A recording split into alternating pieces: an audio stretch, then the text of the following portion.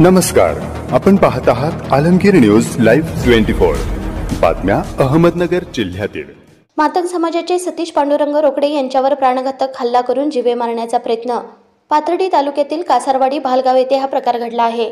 या हल्ल्यात सतीश पांडुरंग रोकडे यांच्या डाव्या हाताला गंभीर दुखापत झाली असून त्यांना त्यांचे मित्र सीताराम शिरसाट लहुजी शक्ती सेनेचे पाथर्डी तालुकाध्यक्ष यांनी पाथर्डी शासकीय रुग्णालयात घेऊन गेले।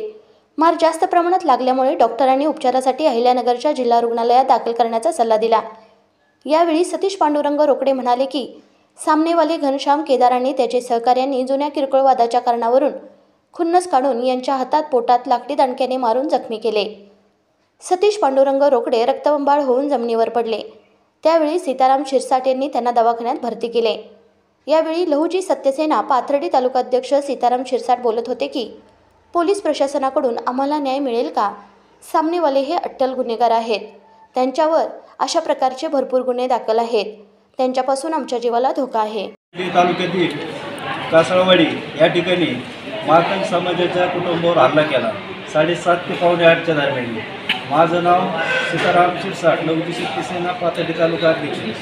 मग अमानुषपणे मारहाण केल्यामुळे त्यांनी रक्ताच्या मागलेल्या रक्त चालू असताना माझ्याकडे धाव घेतली व मदतीची हाक मागितली। मी त्यांना पाथर्डी शासकीय रुग्णालयात घेऊन गेलो।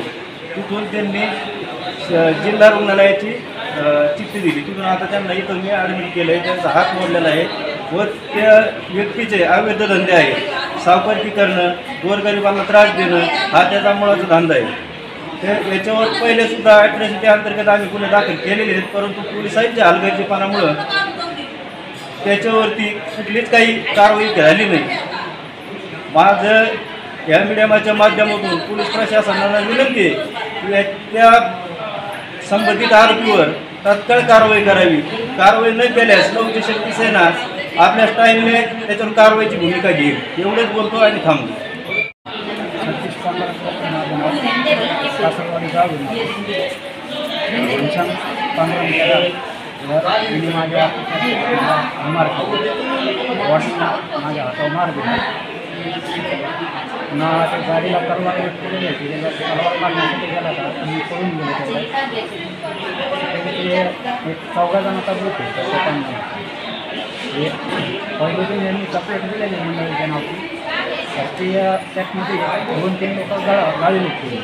त्यातलं फक्त एकच ठेवला पांडुपासून। त्याची काय हालचाल व्हायना म्हणून मला त्यांनी चाल केली माझ्या घरच्यांना माझ्या जीवाला